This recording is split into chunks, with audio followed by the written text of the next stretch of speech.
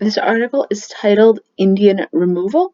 So it says in the 1830s, President Andrew Jackson pursued a policy of Indian removal, forcing American Indians living in Georgia, Florida, and Mississippi to trek hundreds of miles of territory in present-day Oklahoma.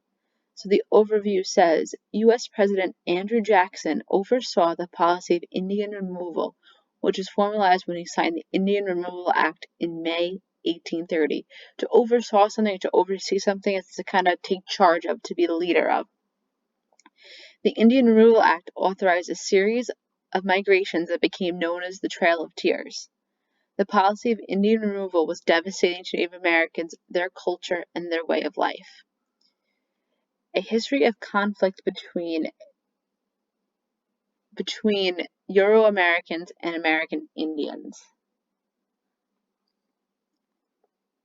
From the earliest days of the colonial contact, relations between the white European settlers and American Indians were plagued by conflict over land and its natural resources. John C. Calhoun, who served as Secretary of War under President James Monroe, was the first to design a plan for removing Native Americans to lands west of the Mississippi River, but the Georgia delegation in the House of Representatives sunk the bill.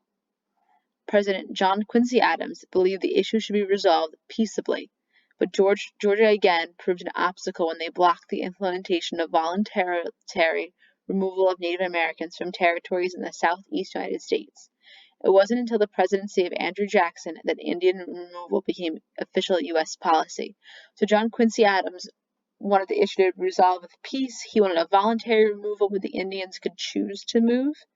Andrew Jackson said, nope, that's removal became the official U.S. policy. So Andrew Jackson's Indian policies. Before becoming president, Andrew Jackson had distinguished himself as a champion of white settlers against the American Indians. In the War of 1812, Jackson had led an offensive against the Creek Nation in an attempt to clear the Mississippi Territory for white settlement, and under President James Monroe, he had participated in the First Seminole War, which devastated the Seminole tribe of Florida. By the time Jackson entered the White House, white settlers in Georgia had been complaining for some time about the continued presence of Cherokee and Creek people on the lands they wished to inhabit. These white settlers were emboldened by the election of Jackson in 1828 and revoked the constitution of the Cherokee Nation in Georgia, declaring that the Indians were subject to the laws of the state of Georgia. In 1830, the Cherokee Nation took the state of Georgia to the Supreme Court, arguing that it was an independent nation and as such was not subject to the authority of the state of Georgia. Chief Justice of the Supreme Court, John Marshall, agreed that the Cherokee Nation was a distinct society, but not that it was a foreign nation. In Worcester v. Georgia, Chief Justice Marshall expanded on this argument, declaring that the state of Georgia had no authority over the Cherokee, which as a sovereign nation could only be subject to the authority of the federal government. The ruling established the nature of relations between the federal government and the Indian tribes as that between the sovereign nations. Sovereign means to rule themselves, but President Jackson refused to enforce the ruling and pursued a policy of Indian removal. The Indian Removal Act of 1830 authorized the voluntary relocation of Native American tribes to the lands west of the Mississippi River, but was frequently abused by government officials and resulted in some forced removals. The Trail of Tears. The Indian Removal Act was applied to the 5 civilized tribes, Choctaw, Chickasaw, Cherokee, Cree, and Seminole, so named by the people of the time because they had to some degree assimilated into white European culture and society. To assimilate means to become like, to adapt their practices. In September 1830, Choctaws became the first tribe to sign a treaty and voluntarily relocate to the territory that would become the state of Arkansas. Seminoles refused to leave their ancestral lands in Florida, sparking the Second Seminole War in 1835. Seminole Chief Osceola led the resistance, which proved costly to the United States in terms of both money and casualties. The U.S. Army ultimately emerged victorious, however, and forced remaining Seminoles out of Florida into the area west of the Mississippi River that became known as Indian Territory. So this is by George Catlin, Portrait of Osceola, who led the Seminoles in the Second Seminole War in 1838.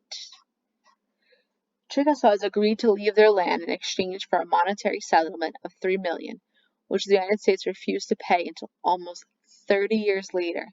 The Cree had been forced to cede, which means to give up, over 20,000 acres of their ancestral lands in the Treaty of Fort Jackson, following the Battle of Horseshoe Bend in the War of 1812. An acre is approximately the size of a football field, so 20,000 football fields. The remaining Cree signed over the rest of their lands after the enactment of the Indian Removal Act and relocated to Indian Territory and the Trail of Tears. So this is their lands that they were removed, their tribal territory, and then the reservation where they were. So this is a map depicting the territories of Chickasaw, Choctaws, Cherokee, Cree, and Seminoles circa 1830 and the routes taken during their forced relocation. The Trail of Tears to Indian Territory in what is now, today, Oklahoma. As for Cherokees, a small faction had signed a treaty with the U.S. government in 1835, but that faction did not represent Cherokee leadership, who refused to leave their lands voluntarily.